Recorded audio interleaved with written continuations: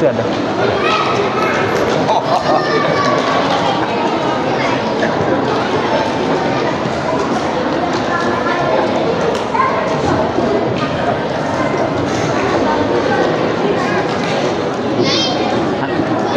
Untuk double, untuk jaga-jaga.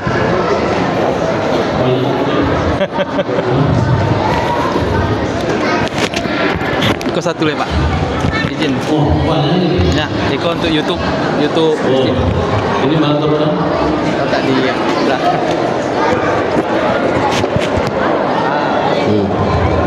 Masuk kocek.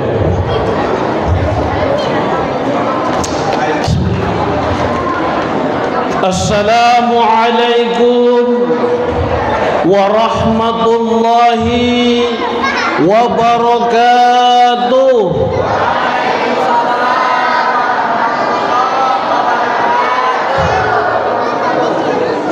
Di atas kepala ada rambut.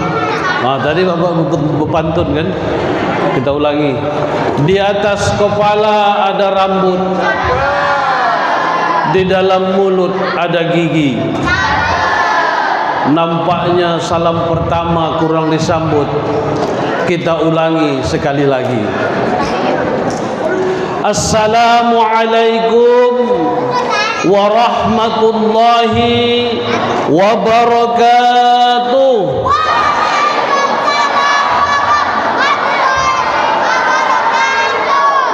Mantap. A'udzu billahi minasy syaithanir rajim. Bismillahirrahmanirrahim.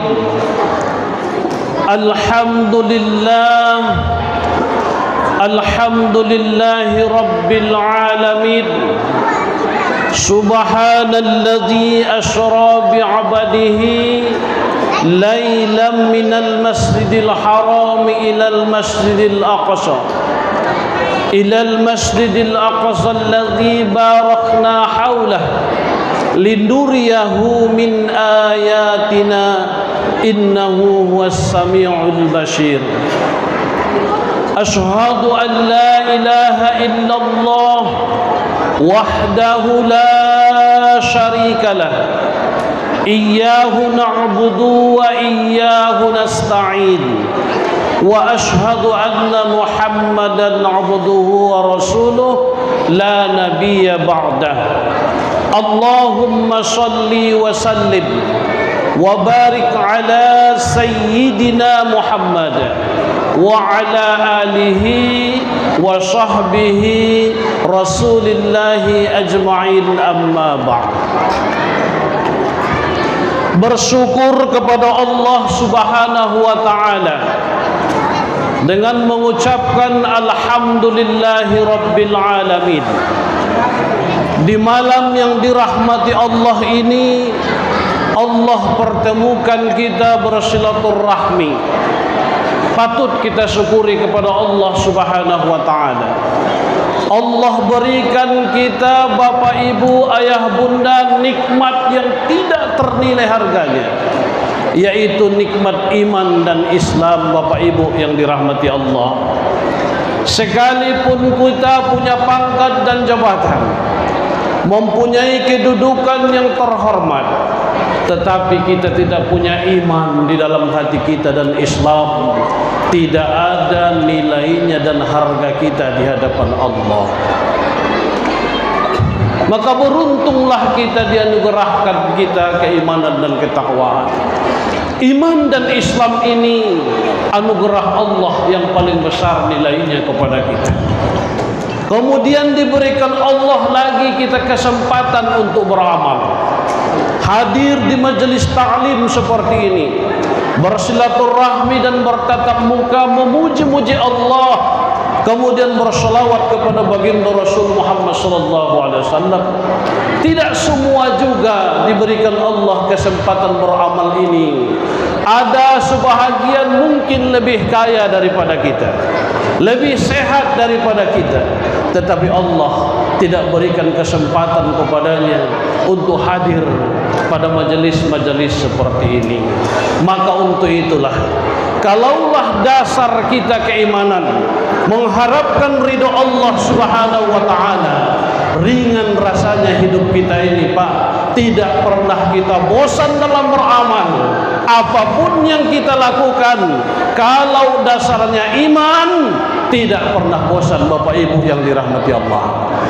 Bosan ibu sholat? Enggak, pasti itu. Bapak bosan sholat? Enggak.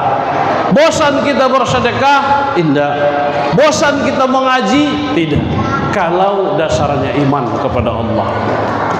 Sekarang saya tanya Bapak, kalau Bapak di rumah bosan memandangi wajah Ibu? Hah? Jujurlah Pak. Udah umur 50 tahun seperti ini, 40 tahun kita bersama, bosan memandangi wajah Ibu? Waduh, nggak jujur jawabnya. Baru 2-3 yang menjawab.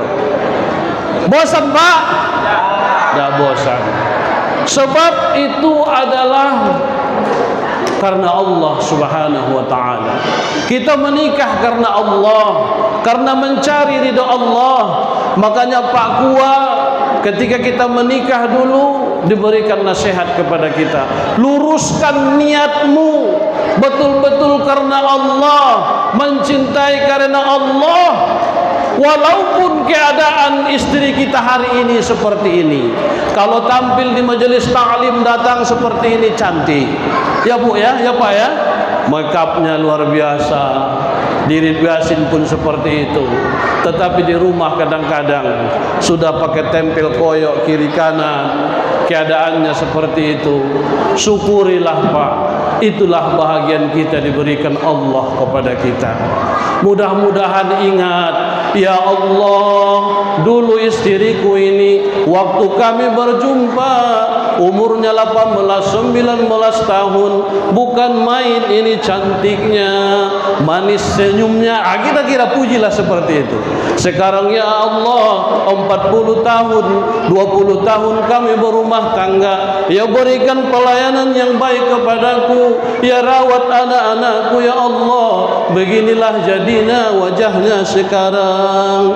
Berkatilah ya Allah, tunjukilah hatiku agar senantiasa cinta dan sayang kepadanya. Begitu kita puji, ya Pak kan? Bisa Pak kan? Karena Allah titipkan kepada kita. Ibu pun seperti itu. Kalau memang niatnya karena Allah, datang ke pengajian ini pun karena Allah, ringan langkah kita.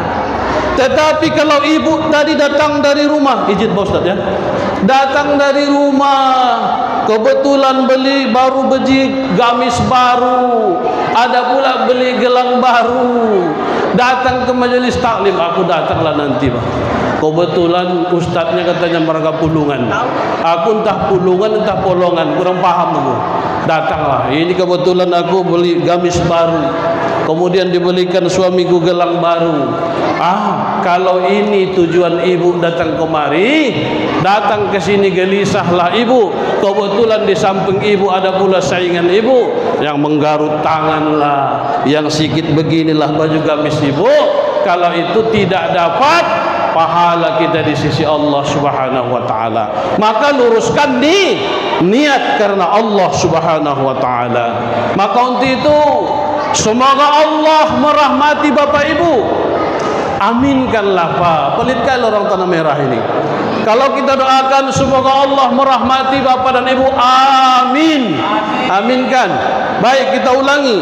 Semoga Allah Subhanahu wa taala merahmati ayah dan ibu. Keluarga ibu menjadi keluarga yang sakinah, mawaddah, warahmah. Anak-anak ibu, anak-anak yang soleh dan solehah. Semoga nantinya Allah pertemukan kita dengan orang-orang yang beriman dan bertakwa kepada Allah. Amin ya rabbal alamin. Bersalawat dan salam keharibaan junjungan kita Nabi besar Muhammad sallallahu alaihi wasallam, yang tentu yang kita harapkan syafaatnya. Maka untuk itu kami mengajak ibu, bapak, anak-anak kami sekalian, sama-sama kita bersolawat. Solawat apa?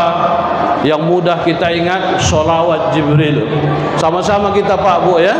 Semoga acara kita ini nanti berkah. Baik. Sallallahu ala Muhammad. Sallallahu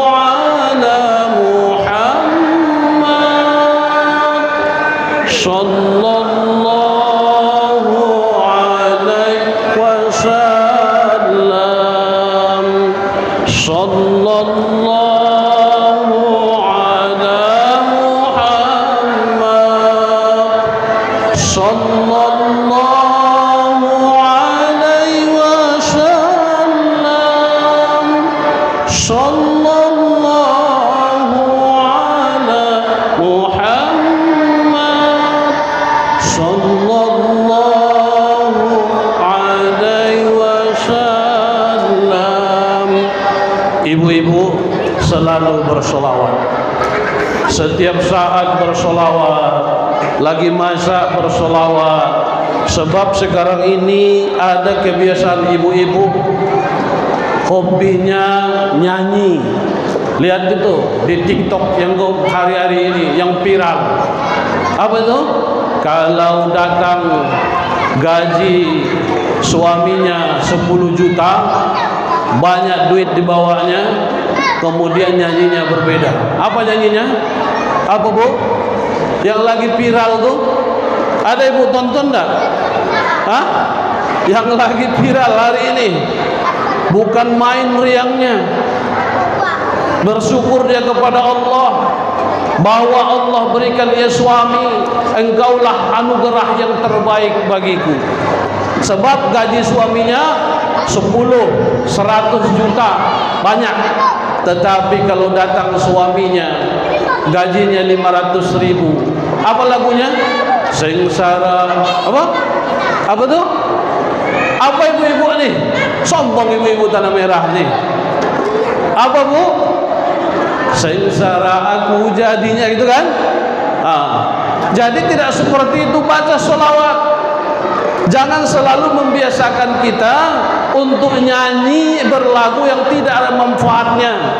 Misalnya sambil masak baca sholawat. Sallallahu ala Muhammad, sallallahu alaihi wasallam.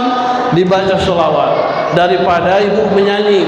Coba bayangkan kalau pagi-pagi ibu menyanyi, perasaan ku berbakti padamu, sarap makan pagi ku siapkan selalu, mati atau hilang perasaanku, atau memang ada yang lain. Kalau ini nyanyi ibu, dia dengar sama bapak, apa nyanyi? Dibalas bapak, takutnya udah gitu. Kadang ku berpikir untuk mencari gantimu. Dibalas begitu. Kalau itu mah gawat ibu. Jadi baca sholawat, baca zikir kepada Allah, baca sholawat kepada Rasulullah sallallahu alaihi wasallam. Jangan dibiasakan hal-hal yang tidak baik. Hari ini pun kalau kita lihat di tempat kami, saya tidak tahu kalau di sini ada kebiasaan oma-oma, sudahlah lansia, udah tua, ada program dari pemerintah senam jantung sehat. Senam jantung sehatnya baik, bagus, tapi tempat pelaksanaannya tidak baik. Di mana mereka buat? Sudahlah musiknya, musik on, ya, musiknya bukan main. Ibu-ibu datang celananya ketat, udah itu senam, tidak baik. Kalau memang mau senam, senamlah di tempat-tempat yang tertutup, sebab aurat kita akan dilihat orang lain yang bukan muhrim kita. Berdosa kita, berdosa kepada Allah dan berdosa bagi suami kita. Ibu-ibu harus taat kepada Allah, taat kepada Rasulullah, kemudian menjaga kehormatan suami. Ya Bu ya? Ya Bu? Baik. Yang kami hormati Datuk Penghulu Lenggadai ya, Lenggadai Hulu ataupun yang mewakili pada hari ini. Kemudian yang kami hormati Ketua DKM, orang tua kami juga hadir di sini, Ayahanda Ustaz Abdul Rahman. Kemudian yang kami hormati senior kita Bapak Ustaz Nasuha juga hadir. Saya sebenarnya agak sungkan di sini, Pak. Ya. Begitu saya datang ketemu dari Pak Nasuha, Masya Allah, ini ada senior di sini. Kita ini baru belajar. Pak Ustaz kita dari tempat kita ini. Mohon izin Pak Ustaz ya, kalau nanti ada yang salah dan silap, tolong diingatkan kami, Pak.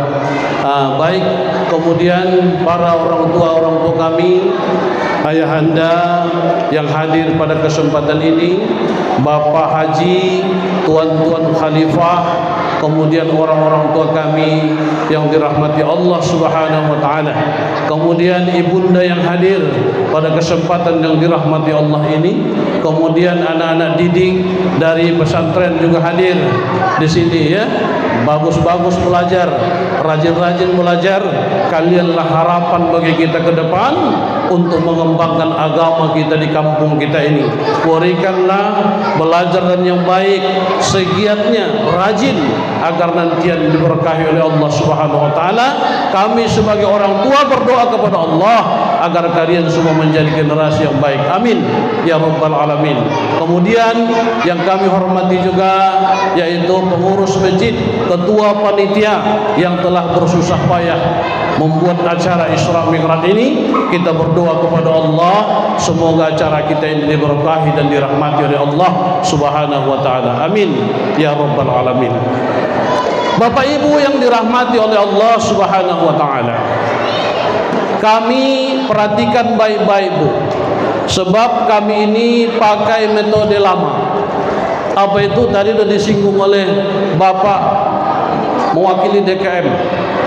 Ikan sepat, ikan gabus, lebih cepat, lebih bagus. Itu metodenya Pak. Ya Pak ya.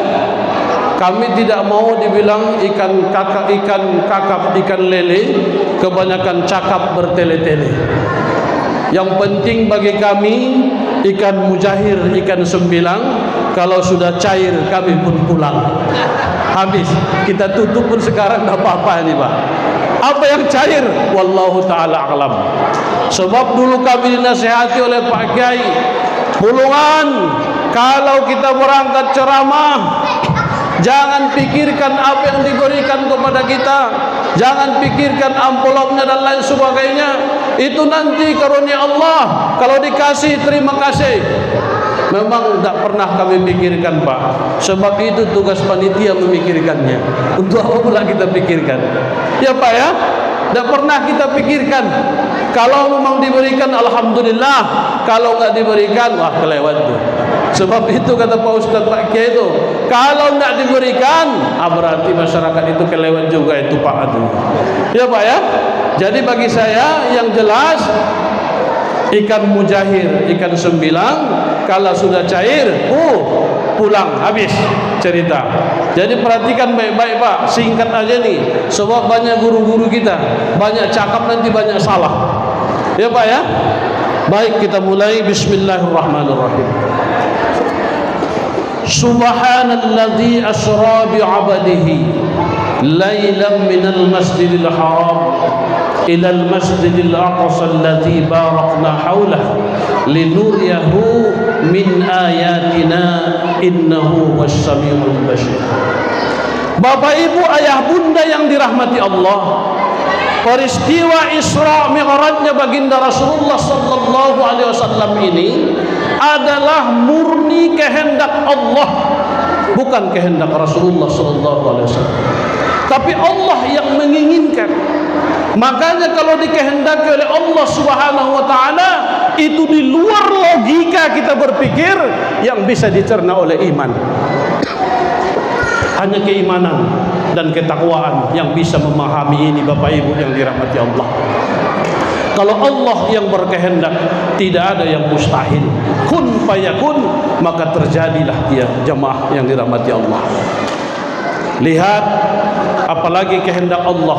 Contoh Nabi Allah Ibrahim. Dalam ilmu apapun, Nabi Allah Ibrahim ketika dibakar hidup-hidup, tetapi Allah yang berkehendak. Ya nar barda wa salamu ala Ibrahim. Nabi Ibrahim selamat. Karena apa? Kehendak Allah. Kalau tak percaya, coba bapak nanti sampai di rumah, baca doanya seperti apa doa Nabi Allah Ibrahim. Masukkan tangan bapak ke kompor, kalau tidak hangus tuh pak. Bukan kehendak Allah. Nabi Ibrahim kehendak Allah, Allah selamatkan. Lihat lagi Nabi Musa alaihissalam. Ketika Nabi Musa dikejar oleh Fir'aun, kemudian dari belakang pasukan Fir'aun, di depan laut, kemudian Nabi Musa atas perintah Allah memukulkan tongkatnya, maka laut terbelah. Kemudian Nabi Musa dengan pengikutnya selamat. Fir'aun dengan bala tentaranya ditenggelamkan oleh Allah. Kenapa bisa? Kehendak Allah. Kemudian Nabi Isa alaihissalam. Nabi Isa tidak punya ayah, hanya punya ibu Siti Maryam. Tetapi kehendak Allah, Nabi Isa alaihissalam terlahir ke atas bumi Allah ini. Jamaah yang dirahmati Allah, kehendak Allah. Nah, ini yang bisa kita ambil. Kalau Allah berkehendak, tidak ada yang mustahil.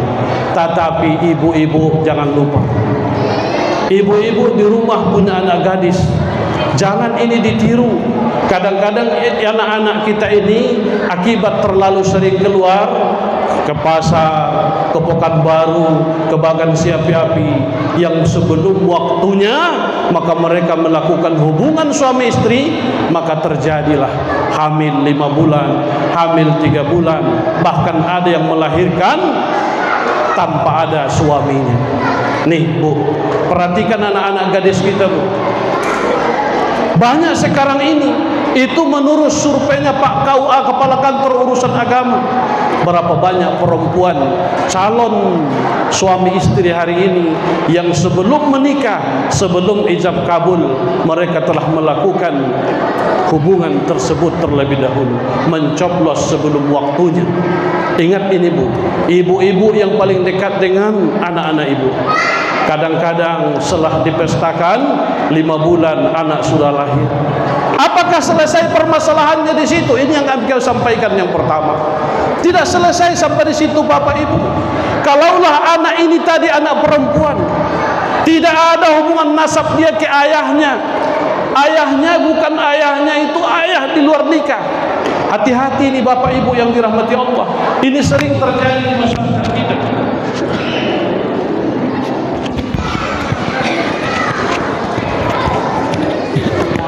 Sering terjadi di masyarakat kita. Udah menikah 5 bulan lahir anaknya. Sah ini pernikahannya? Sah dengan hukum yang berlaku pada hari ini.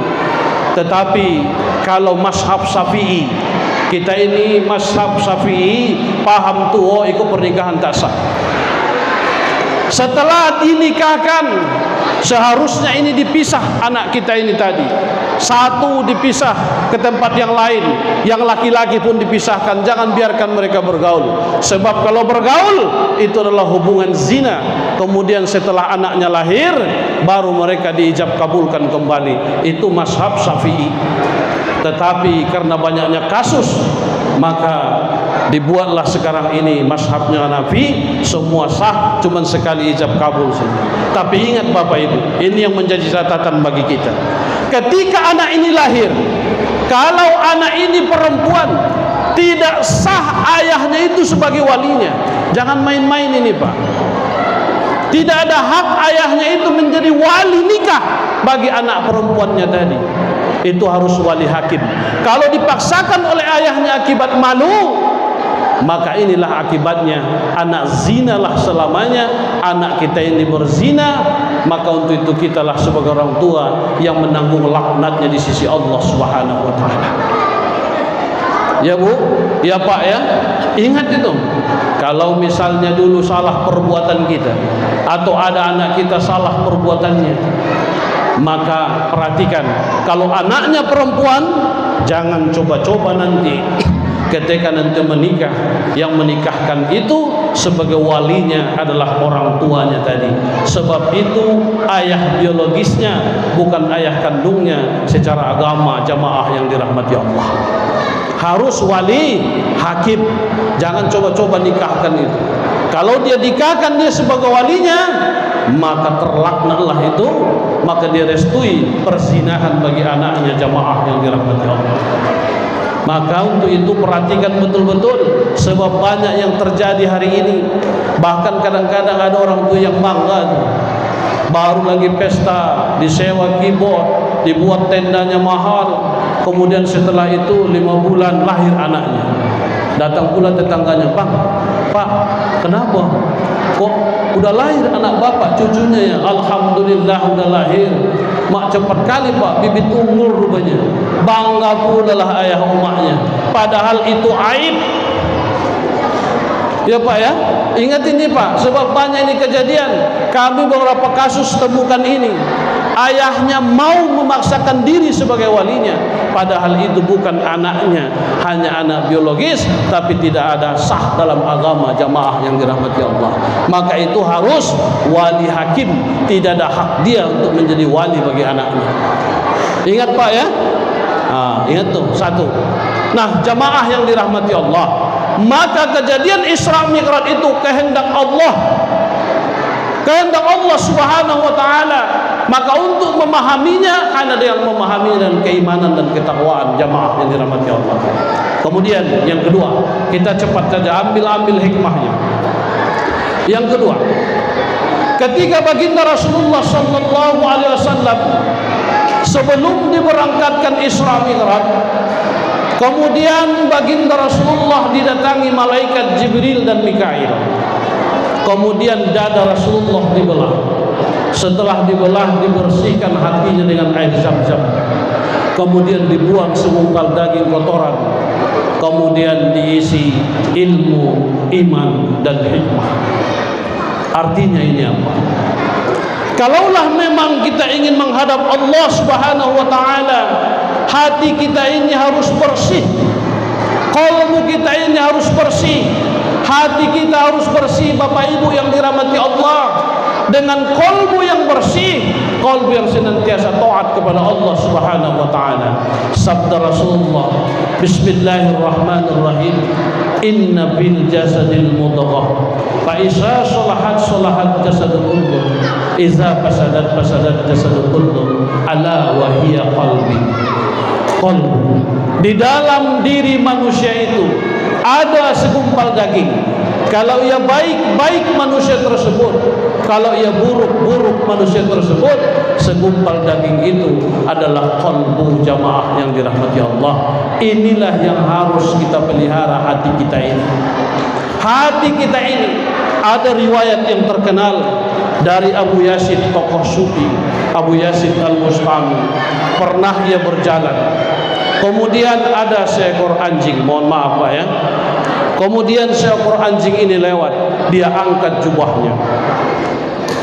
Setelah dia angkat jubahnya, kemudian dengan izin Allah, makhluk Allah ini tadi bicara, "Hai Abu Yazid, kau angkat jubahmu, saya ini memang najis. Tetapi apakah engkau tahu ada satu permasalahan? Kalau kain jubahmu itu kena najis, kemudian kau cuci, kau samak, dia akan bersih dan suci kembali. Tetapi kalau hatimu yang kotor, kemana air di atas dunia ini yang bisa mencuci hatimu agar bersih?" Mendengar ini menangis Abu Yazid, Bapak Ibu yang dirahmati Allah. Kalau hati kita ini kotor, hati kita ini tidak bersih, kemana kita mau cuci? Terlepas dari hidayah Allah. Inilah marma permasalahan kita. Inilah yang membuat kita berat mendatangi masjid untuk sholat berjamaah. Kemudian berat kita bersedekah, berat berinfak, berat beramal, karena hati kotor. Sebab itu hubungan kepada Allah. Kalau bapak tidak percaya, lihat nanti di rumah Al-An'am, surah Al-An'am ayat 125. Kita bacakan. Bismillahirrahmanirrahim.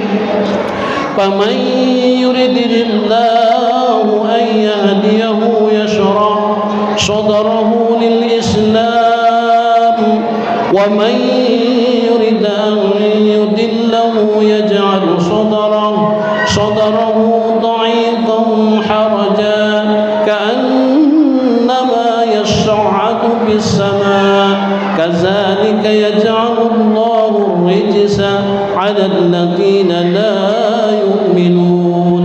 Di kalam Allah, apa kata Allah? Firman Allah, wahai manusia, kata Allah, kalau aku berikan petunjuk atasmu, maka kulapangkanlah dadamu menerima Islam. Ringan rasanya kita menerima petunjuk Allah, ringan rasanya kita menerima dan mengamalkan Islam ini. Beribadah Bapak Ibu ringan rasanya. Ketika suara azan berkumandang di masjid, ringan langkah kita mendatanginya. Ketika ada perintah haji, ringan rasanya.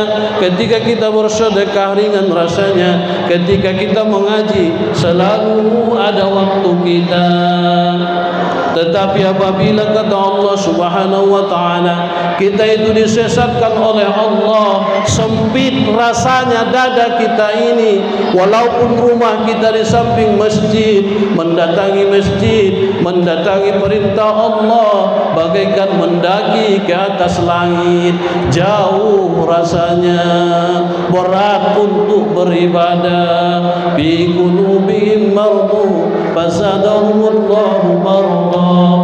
Di dalam hati kita itu ada penyakit, kemudian Allah tambah penyakitnya, sakit hati kita, maka susah kita menerima hidayah Allah.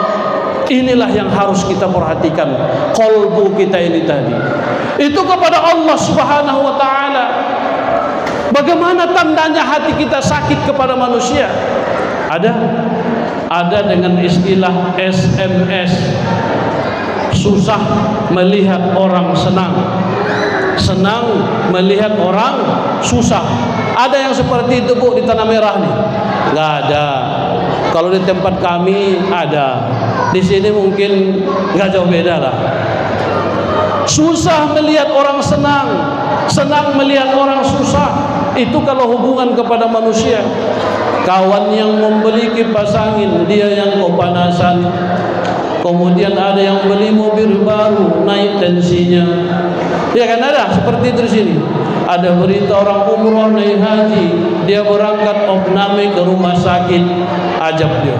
Kemudian dengar pula beritanya, bapak tetangga sebelahnya dapat menantu, kapten pula pangkatnya, stroke dia, kemudian diangkut pakai ambulan, meninggal di rumah sakit.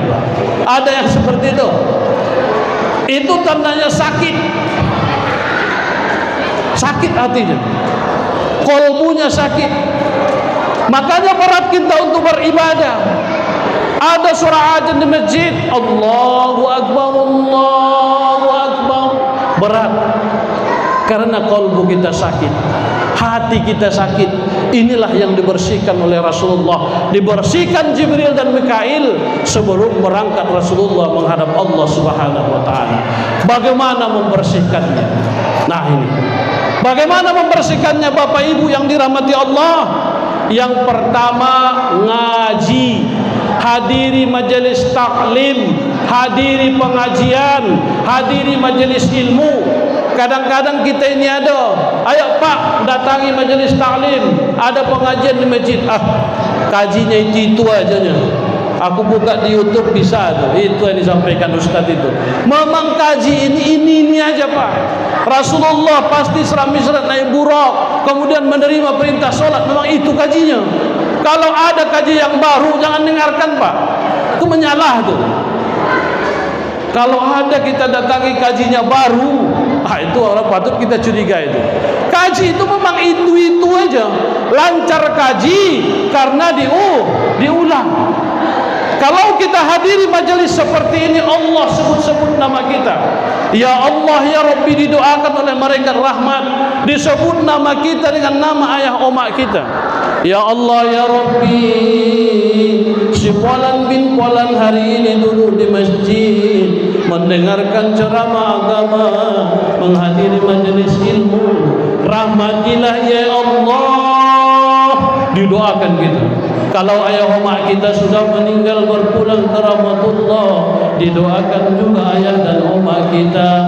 Maka hadirin, sebab gara-gara tidak menghadiri pengajian, tidak ada ilmu yang kita dapat. Kita bukan macam Pak Ustadz alumni pesantren, belajar agama. Kadang-kadang pekerjaan kita hanya mendodos, sekolah kita agama pun kurang, tidak mau lagi ke majelis ta'lim, makanya tidak mau hadir. Makanya lantaran tidak gaul seperti itu, tidak mendatangi majelis ilmu, kadang-kadang kita yang susah, Bapak Ibu yang dirahmati Allah. Pernah kejadian di tempat kami, Pak Imam tidak datang, yang biasa di masjid tidak ada. Tentu itu disuruh siapa yang mau maju, harus ada sholat berjamaah. Tapi lantaran tidak punya ilmu tadi, tidak pernah ngaji, nah inilah masalah timbul. Masalah pasti timbul. Setelah disuruh Pak Imam ini, adalah satu orang maju dia ke depan. Udahlah ringgu aja lah, aku tak bisa, aku ini batu. Dah kau Pak, aku pun tak bisa, tak pernah imam loh. Kau, boh, akhirnya majulah satu orang ke depan. Tak pernah pula imam, maju dia. Setelah maju, Allahu Akbar, mantap. Baca Fatihah, paten. Kemudian membaca ayat, mantap. Rakaat pertama dibantainya Sabbihisma rabbikal a'la, paten betul. Sabbihisma rabbikal a'la ila akhir. Allahu Akbar, ruku. Aku nanti kalau rakaat kedua wadduha lah aku baca ini dalam hatinya. Kebetulan wadduha ini aku kurang hafal, dibacanya lah wadduha wallahi nisa. Ami Allahu liman hamidah.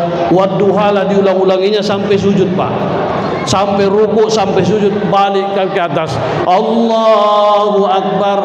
Sebab yang dibacanya ruku, dibacanya sujud wadduha, sampai bangkit ke bawah. Bismillahirrahmanirrahim. Wadduha wallaili iza saja. Tentu jamaah yang di belakang, subhanallah, disambungnya wadduha subhanallah. Bingung dia, berarti jamaah ini yang enggak suka ini wadduha, ditukar yang lain. Bismillahirrahmanirrahim. Wattini wazzaitun subhanallah. Wattini enggak cocok. Jadi apa yang cocok ini?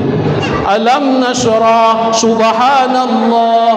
Mungkin kepanjangan itu. Dalam hatinya dibantainya inna a'tainakal kautsar subhanallah. Pala dia Pak. Wadduha tak cocok, waddin tak cocok, alam nasrah tak cocok, dibuat ayat pendek tak cocok, balik dia. Jadi apa ayatnya kita baca ni? Bukan do Pak, kata ini jemaah di belakang, Bapak tak baca Fatihah, ngomonglah. Akhirnya apa? Ibadah solatnya hancur Pak. Bukan nak solat, dia bicara, bercakap-cakap jadi hancur ibadah karena tidak ada ilmu. Nah ini pentingnya ilmu itu Pak. Ini kejadian. Mungkin belum pernah di sini. Pak Abdurrahman, orang tua kita di sini masih aktif. Suatu saat kita tidak pernah ngaji, masalah.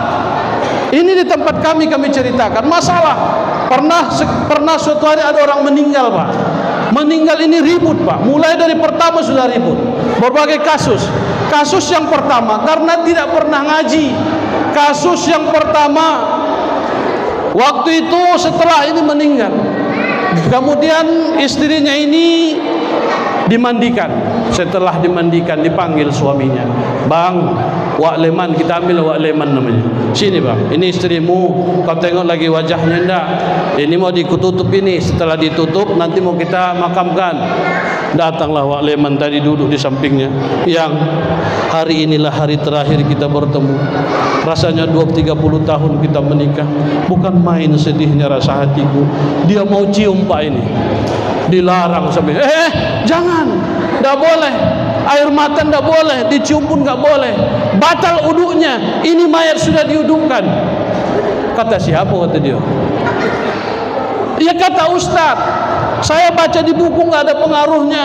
Sebab yang meninggal itu tidak ada lagi. Oh, bertengkar Pak. Coba tanya Pak Ustaz kita. Yang batal uduk orang kita yang masih hidup. Kalau sudah meninggal apa pula batal uduknya? Uduk apa lagi? Lagi pula yang cium suaminya, bukan orang lain. Bukan Bukan pula diajak orang tetangga mencium istrinya. Siapa yang mau mencium mayat? Ya Pak kan? Tapi lantaran tidak ngaji tadi. Mana lagi? Ada lagi permasalahan itu di kampung ketika menyolatkan mayat. Ada dulu waktu itu Pak Ustadz datang dari Malaysia. Kemudian dia lihat kepalanya. Ini mana nih kepalanya nih? Putar. Kepalanya kalau laki-laki harus sebelah kanan, perempuan harus sebelah kiri. Ini akibat tidak ngaji Pak. Akhirnya mutar-mutar mayat itu tadi. Padahal yang dipelajari oleh fikih bukan masalah posisi kepala, posisi imam di mana. Nah itu yang dipelajari. Kalau ia laki-laki, posisi imam tentu ya di dekat bahunya. Kalau perempuan di dekat bahu. Itu yang diajarkan. Bukan masalah posisi kepala. Kepala mau sebelah kiri, mau sebelah kanan silahkan. Tidak menjadi persoalan. Asal mayat itu jangan diberdirikan Pak. Kalau mayat itu berdiri, hadapan-hadapan dengan imam, itu bermasalah itu. Tentu imam bisa pucat itu. Berhadapan-hadapan dengan mayat. Ini yang jadi persoalan kadang-kadang. Hal-hal kecil karena tidak ngaji menjadi problem di masyarakat. Tuh, ya Pak ya. Maka kalau ada majelis taklim, hadiri. Biar kita punya ilmu, mengerti kita. Kemudian yang kedua, majelis ilmu, kemudian berzikir. Berzikir. Zikir bermacam-macam. Ada istighfar, ada lafaz zikir la ilaha illallah, silahkan. Asal betul-betul berzikir. Betul-betul berzikir. Kalau dalam berzikir ini kadang-kadang lebih pandai ibu-ibu daripada kita. Cuman ibu-ibu konsentrasinya yang kurang. Coba ibu-ibu kalau ada wirid yasin, Bapak pernah perhatikan tuh. Kami sering menghadiri wirid yasin juga. Kadang-kadang diundang ibu-ibu. Ibu-ibu ini bagus patennya, netral, tapi kurang konsentrasi. Kadang-kadang dia berzikir la ilaha illallah, la ilaha illallah, la ilaha illallah. Kebetulan dia bawa anak. La ilaha illallah. Dicubitnya anaknya ribut. Kau jangan ribut kali. Itu nanti marah Pak Ustadz tuh. Kau tengok tuh. La ilaha illallah, la ilaha illallah. Kalau begini modelnya kau nanti aku bawa lagi. Mampuslah kau tinggal di rumah sini. Sambil marahi anak, bisa dia berzikir. Itu ibu-ibu. Ya kan Bu? Ada yang seperti itu kan? Ada lagi ibu-ibu ini tenang kelihatannya. Diam, la ilaha illallah, la ilaha illallah. Tapi dia sambil memperhatikan. Kebetulan di belakang terdengar dia suara kerupuk, kerapok, kerupuk, kerapok. Mak, ini kayaknya lontong pecal ini makanannya ini. La ilaha illallah. Kemudian disiram, bunyi pula. Bukan, rupanya mie ayam ini, mie ayam rebus. Bagaimana mungkin tahlil seperti ini bisa lengket dalam diri kita? Ya kan Bu, harus konsentrasi penuh. La ilaha illallah, la ilaha illallah. Ibu-ibu lebih netral. Kalau kami bapak-bapak ini kadang-kadang beda pula. Perhatikan, kalau bapak-bapak zikir suaranya bass. Abdullah zikri fa'lam annahu la ilaha illallah, la ilaha illallah, la ilaha illallah. Tuh, la ilaha illallah, la ilaha illallah. Ganti gigi dong, cerek-cerek. La ilallah, la ilallah, la ilallah. Entah apa-apa pula. Di sini model itu zikir, Pak. Hah? Santai aja kita berzikir, netral. La ilaha illallah, la ilaha illallah, la ilaha illallah, la ilaha illallah. Berzikir dengan baik, hadirkan di dalam qalbu kita masing-masing. Itulah yang dipelajari di sufi para tariqat untuk menghadirkan tahlil itu tadi, la ilaha illallah, betul-betul di dalam hati kita jamaah yang dirahmati Allah. Berzikir bagus-bagus, habis sholat pun bagus-bagus kita berzikir, bagus dibilang, diucapkan dengan benar, jangan di awal jelas, di akhir gak jelas. Subhanallah, subhanallah, subhanallah, subhanallah, subhanallah, subhanallah, subhanallah, subhanallah. Lama-lama swallow. Bagus-bagus kenapa? Subhanallah, subhanallah, subhanallah, subhanallah, subhanallah, subhanallah, alhamdulillah, alhamdulillah, alhamdulillah. Bagus-bagus gitu. Ya Pak Bu ya, bagus-bagus berzikir. Mulai sekarang bagus berzikir, luangkan waktu berzikir biar masuk ke kalbu kita. Terutama anak-anak pesantren pun seperti itu. Jangan buru-buru. Kemudian apalagi mengaji, baca Quran. Ini Al-Quran ada. Jangan Quran ini jadi pajangan di rumah. Kadang-kadang jadi pajangan. Ada Quran di rumah, ada, tetapi nggak dibaca, nggak diwiridkan.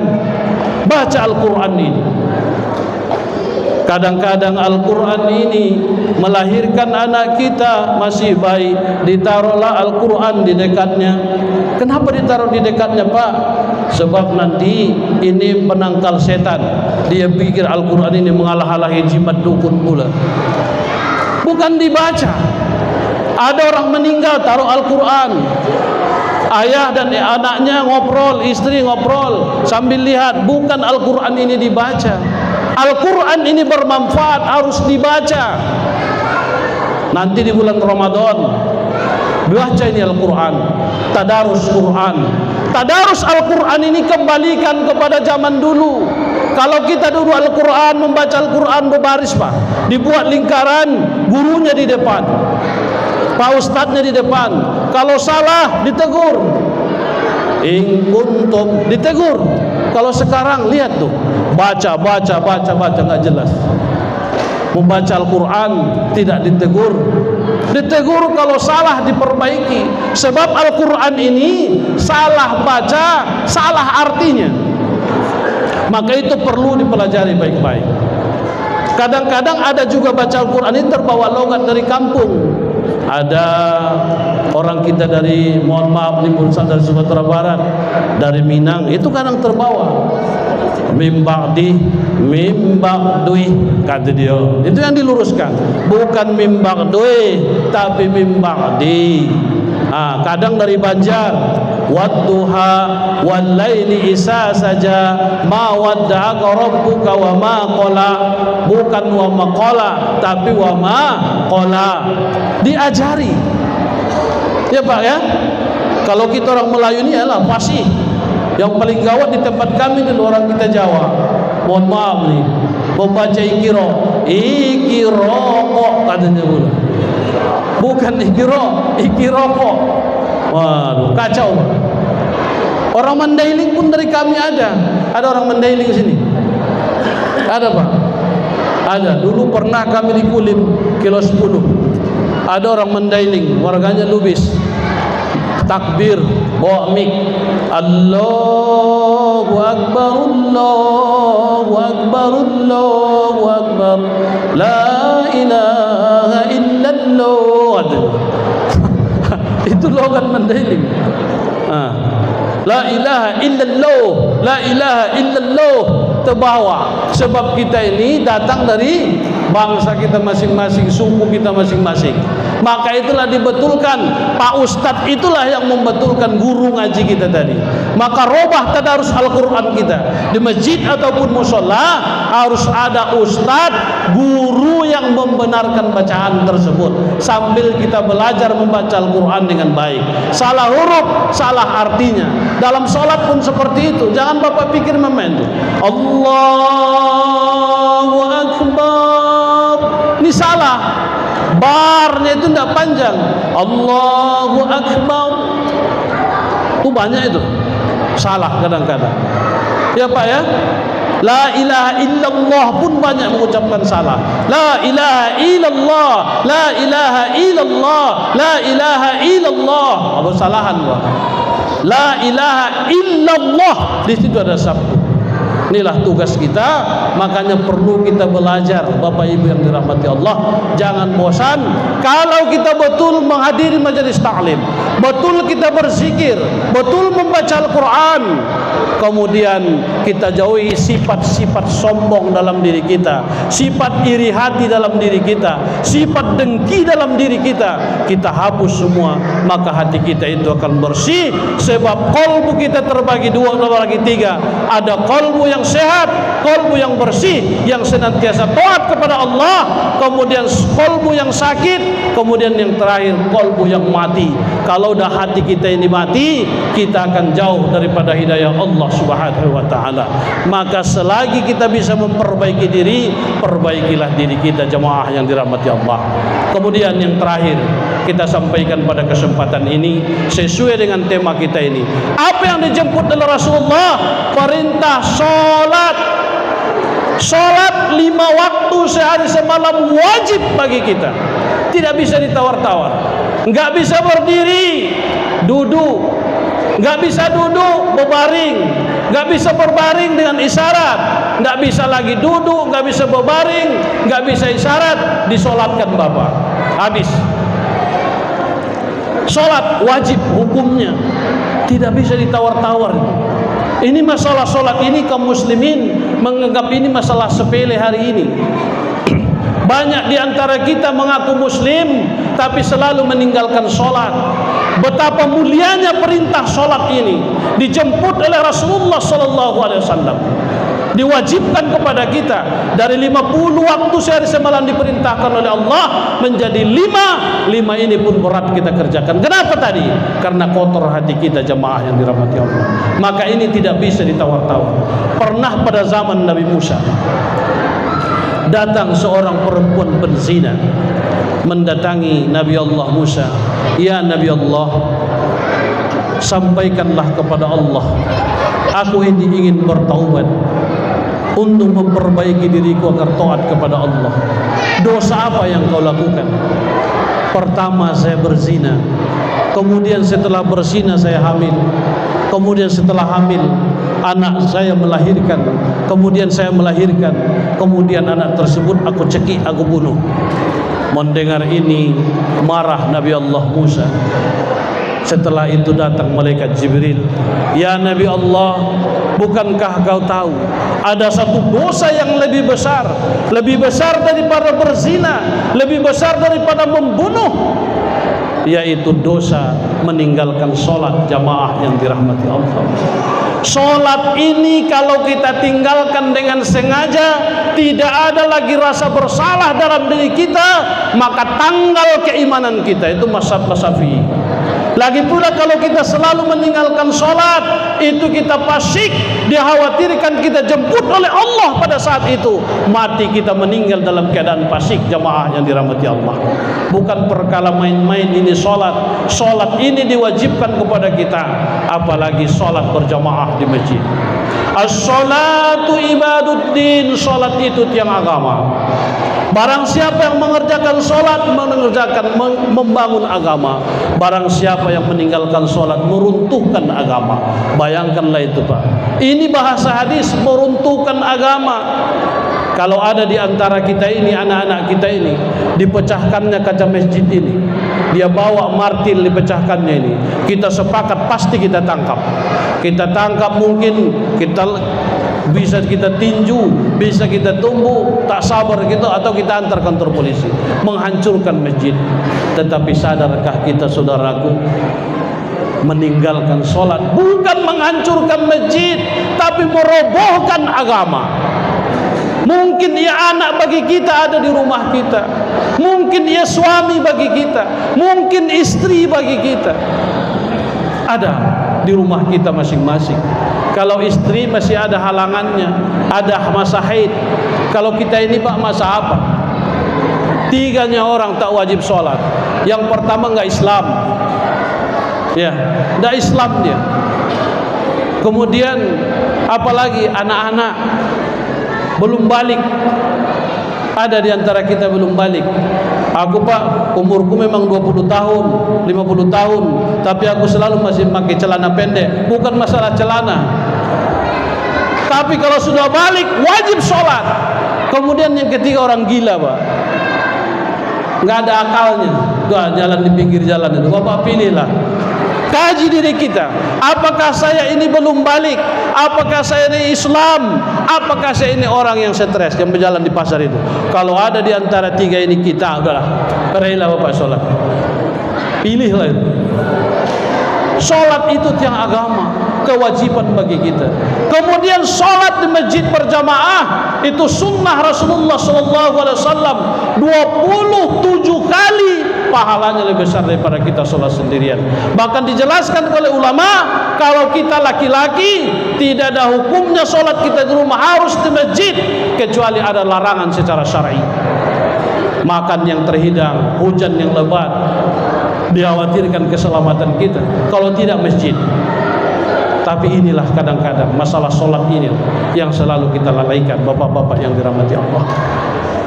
Sibuk, siang zuhur sibuk kerja, asar sibuk lalai, maghrib balik ke rumah udah capek, kemudian isya ketiduran, subuh kesiangan, habis waktu lalai. Kadang-kadang suara azan berkumandang di masjid subuh, as-salatu khairum minan naum. Dia laki istri ngorok di rumahnya, sambut-sambutan dua-duanya. As-salatu khairum minan naum, berbalas-balasan. Terakhir siapa yang membangunkannya? Along-along jual ikan, ikan baru dia bangun Pak. Oh, jam berapa rupanya? Dia tengok jam 8, jam 7 lewat sholat subuh, habis waktu. Sekarang jasad sudah terbujur, sudah berada di alam kubur. Jasad dan tubuh dipukul hancur karena tak pernah sholat zuhur. Waktu zuhur sibuk bekerja, yang mendodos sawit sibuk mendodos. Kalau ditinggalkan tanggung, jalan pula gak payah. Melangsir lagi, mendodos lagi, tinggallah sholat zuhur. Jagalah hidup jangan kesasar, agar terhindar dari yang mungkar. Jasad dan tubuh akan terbakar karena tak pernah sholat asar. Kerjaan tadi melangsir sawit tanggung, payah pula jalannya melangsir lagi lewat sholat asar. Lewat sholat asar. Wahai di mana sahabat karib, jaga amanah kalau dititip. Tubuh jasad dan tubuh akan menjerit karena tak pernah sholat maghrib. Tadi dah sampai ke lokasi belum lagi ditimbang, mahal pula harga sawit, nanti dicuri orang 1 tandan 2 tandan. Dijaga adalah sawitnya sampai maghrib pun berazan berkumandang di masjid, tinggal pula lah sholat maghrib. Dia masih di tempat kerjanya atau sudah pulangnya ke rumah capek lagi, maghrib pun lewat. Habis maghrib timbul isya. Di dalam kubur ada ular berbisa, disebut namanya ular sujud. Badan dan tubuh akan binasa karena tak pernah sholat isya. Capek mendodos, capek bekerja sehingga ia tertidur. Lotih badannya, habis makan, habis minum, ia golek sambil nonton TV. Azan di masjid berkumandang, tidak lagi diperdulikannya. Lotih badannya, dibantainya tidur. Selewat lagi isya, tapi peduli dia, ya kan? Badanku kurus tidak terurus, sanak keluarga tinggalkan jauh. Jasad dan tubuh diputarkan binasa dan hancur karena tak pernah sholat subuh. Subuh pun lewat, habis kesiangan. Sholat zuhur kesibukan, asar kemalasan, maghrib kecapean, isya ketiduran, subuh kesiangan. Zuhur, asar, maghrib, isya, subuh tinggal. Gara-gara sibuk mengurusi dunia ini. Terbalik cara berpikir kita. Itulah kalau hati tidak sehat. Kita mencari rezeki di muka bumi Allah ini. Seharusnya perintah Allah kita kerjakan. Sebab yang memberi rezeki itu adalah Allah. Kita ini otak kita terbalik, hati kita tak sehat. Kita mencari rezeki Allah, tapi pemberi rezeki itu kita tinggalkan. Tinggal pemberi rezeki, sibuk menghitung dunia ini, padahal rezeki itu milik Allah. Dunia ini milik Allah, bukan milik kita. Allah yang punya, Allah yang mengatur. Kan tak sehat pikiran kita. Mencari rezeki di muka bumi Allah, makan dan minum dari rezeki Allah. Tetapi Allah yang punya bumi ini, Allah yang punya rezeki, tidak kita tundukkan kepala kita kepada Allah, memohon kepada Allah Subhanahu wa taala. Koslet gak cara berpikir kita, Pak? Akibat apa itu? Nafsu tadi yang menggerogoti hati kita tadi.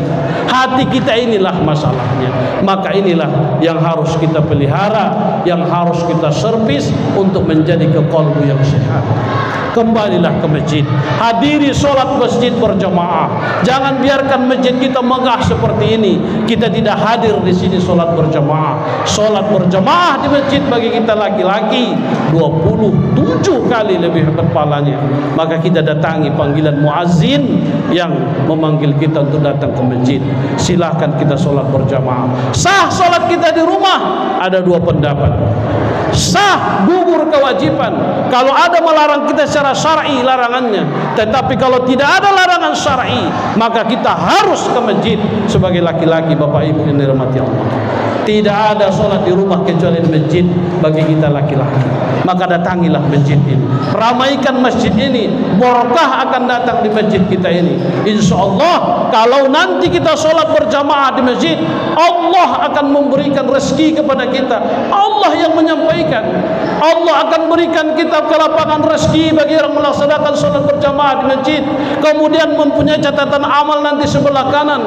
Di surah Yasin dijelaskan itu.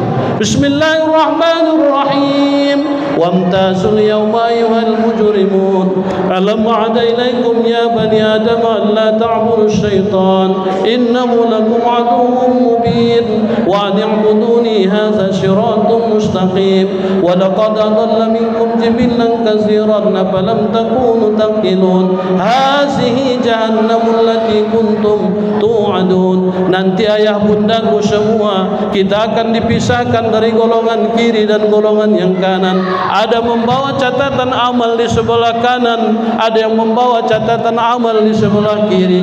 Yang mempunyai catatan amal di sebelah kanan, inilah orang-orang yang menjadi menjaga ibadahnya. Bagi yang laki-laki dan perempuan, terutama bagi laki-laki, selalu ya salat di masjid, beribadah kepada Allah, beramal kepada Allah. Catatan amalnya sebelah kanan. Hai manusia, berpisahlah kalian pada hari ini, nanti golongan kiri akan digiring. Hai anak Adam, kata Allah, telah aku jelaskan kepada kalian bahwa iblis syaitan laknatullah alaihi adalah musuh kalian, tapi kalian ikuti juga. Digiringlah manusia yang mempunyai catatan amal dari kiri. Kemudian mereka di pintu neraka jahanam, baru duduk berdirilah iblis laknatullah alaih. Kalau nanti Bapak Ibu, mudah-mudahan kita terhindar. Kalau ada di antara kita nanti kemudian melihat iblis laknatullah alaih berdiri di atas mimbar-mimbarnya dari api, kemudian memegang tongkat-tongkatnya dari api, pidato di pintu neraka jahanam, sudah jelas tempat kita di neraka. Jamaah yang dirahmati Allah, apa kata iblis? Hai manusia, jangan kalian salahkan aku. Salahkanlah diri kalian. Bukankah kalian tahu aku ini iblis laknatullah, syaitan laknatullah alaih. Sudah dijelaskan oleh Allah melalui Rasulullah, melalui kitab Al-Quran. Aku inilah syaitan, tugasnya menggoda kalian, tetapi kalian ikuti juga aku, kata iblis. Jangan salahkan aku, salahkanlah diri kalian. Bukankah kalian tahu bahwa ini adalah musuh kalian yang nyata, tetapi kalian ikuti juga. Tidak mau kalian salat, tidak mau membaca Al-Quran. Allah berikan rezeki, tidak mau bersedekah. Allah berikan kemampuan, kau tidak mau melaksanakan ibadah haji. Inilah neraka jahanam, masuklah ke dalamnya. Maka dipukullah iblis tadi, kemudian ia jatuh ke neraka jahanam, kemudian digiringlah manusia itu semua masuk ke neraka jahanam. Ayah bundaku yang dirahmati Allah Subhanahu wa taala.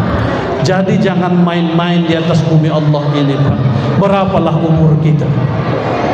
Mumpung masih ada kesempatan, beribadahlah, bekerja silahkan, mencari rezeki silahkan, itu tugas kita. Tetapi seorang muslim konsepnya konsep akhirat. Jangan lupa doa akhirat kita. Allah akan berikan dunia ini kepada kita, jamaah yang dirahmati Allah Subhanahu wa taala.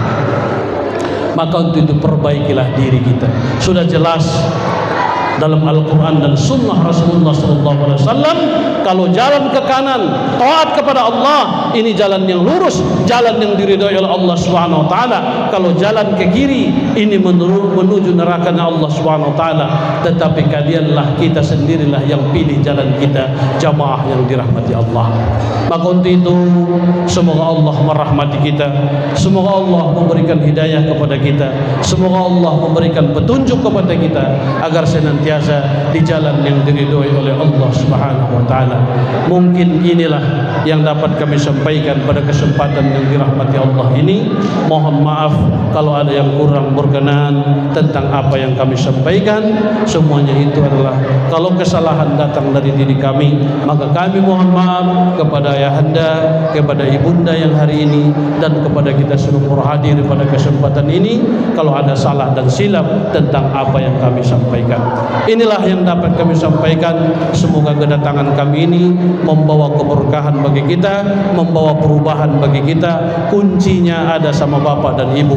Siapapun ustaz yang kita undang kemari, Ustaz Abdul Somad sekalipun, menyampaikan pidato berapi-api kepada kita, kalau kita tidak mau berubah, apalah artinya kedatangan para ustaz, para mubalik tersebut.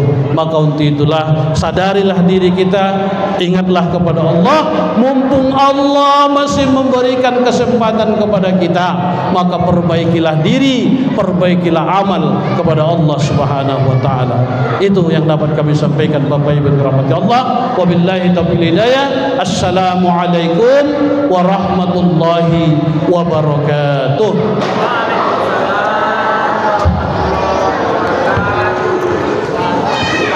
Pak Ustaz loh. Hah?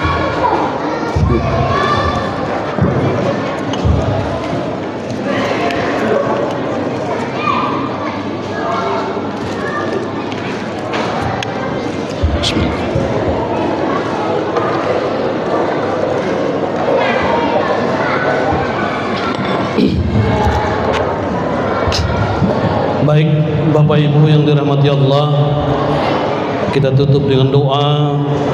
Semoga pengajian kita ini mendatangkan keberkahan daripada Allah Subhanahu wa taala, dan semoga Allah merahmati kita, memberikan petunjuk dan hidayah kepada kita agar senantiasa kita ini jalan yang diridhai oleh Allah Subhanahu wa taala. A'udzu billahi minasyaitonir rajim. Bismillahirrahmanirrahim. Astaghfirullahal azim. Astaghfirullahal azim. Astaghfirullahal azim. Allazi la ilaha illa huwal hayyul qayyum wa atubu ilaih. Ila hadratin nabiyil mustafa Muhammad Rasulullah sallallahu alaihi wasallam wa ala alihi wa ashabihi wa qarabati wa ahbabati ajma'in, wa ila arwahi abaina wa ummahatina wa ila arwahi muslimina wal muslimat wal mu'minina wal mu'minat, wa khususan ya Allah ala hadhihi an-niyyati as-salihah. Al-Fatiha. A'udzu billahi minasy syaithanir rajim. Bismillahirrahmanirrahim. Alhamdulillahi rabbil alamin. Ar-Rahman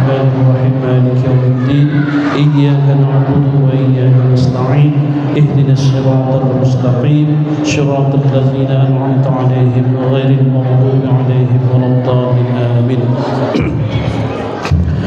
أعوذ بالله من الشيطان الرجيم. بسم الله الرحمن الرحيم. الحمد لله رب العالمين والصلاة والسلام على أشرف الأنبياء والمرسلين سيدنا مولانا محمد وعلى آله وصحبه رسول الله أجمعين. اللهم اغفر لنا ذنوبنا ولوالدينا وارحمهما كما ربيانا صغيرا ولجدنا ولجداتنا ولمشايخنا ولأساتذتنا ولمن حضرنا ولمن غاب عنا ولجميع المسلمين والمسلمات والمؤمنين والمؤمنات الأحياء منهم والأموات إنك على كل شيء قدير. اللهم يا Allah, ya Rahman, ya Rahim, ampunilah ya Allah segala dosa dan kesalahan kami. Ampunilah ya Rahman segala dosa dan kesalahan orang tua kami. Sayangilah mereka ya Allah, rahmatilah mereka ya Rahman. Sayangilah mereka sebagaimana menyayangi kami sejak kecil. Ayah oma kami ya Allah yang dalam keadaan sakit, angkatlah penyakitnya ya Allah. Berikanlah ia kesembuhan ya Rabbal Alamin. Bagi ayah bunda kami yang telah berpulang ke rahmat-Mu ya Allah, ampunilah ya Allah segala dosanya. Terimalah ya Rahman amal ibadahnya. Lapangkanlah kuburnya ya Allah. Hiasilah kuburnya dengan taman-taman surga.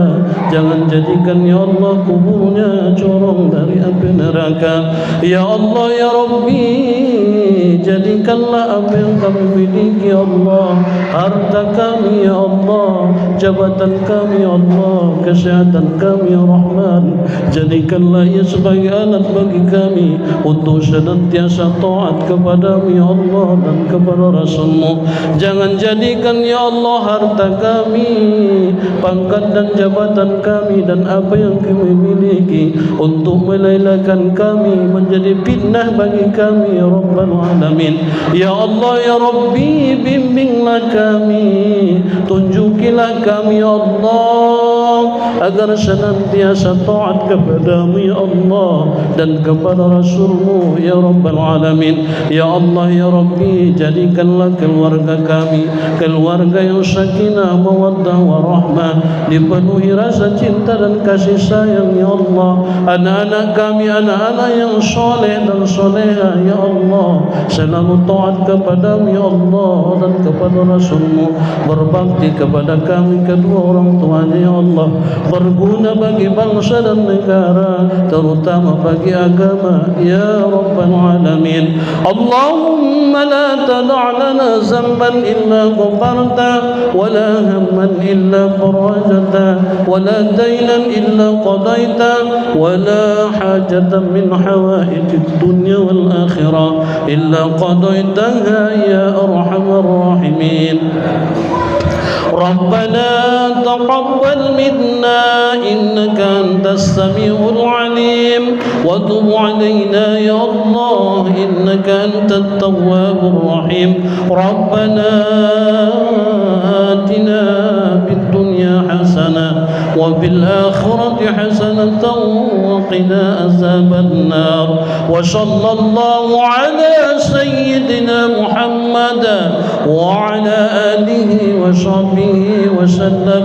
سبحان ربك رب العزة عما يصفون وسلام على المرسلين والحمد لله رب العالمين ببركة الفاتحة.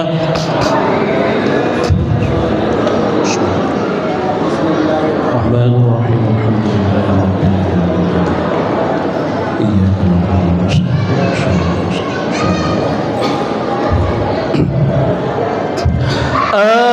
آمين آمين آمين يا الله، آمين يا رحمن. يا مجيب السائلين دعهم بأسبانك اللهم وتحيتهم فيها سلام وآخر دعوانا أن الحمد لله رب العالمين. اللهم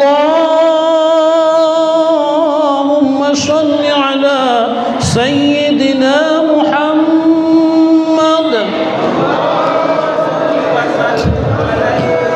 اللهم صل على سيدنا ومولانا محمد. اللهم صل على سيدنا ونبينا وحبيبنا وشفيعنا وسخرنا ومولانا محمد. اللهم صل وسلم وبارك عليه. تقبل الله منكم.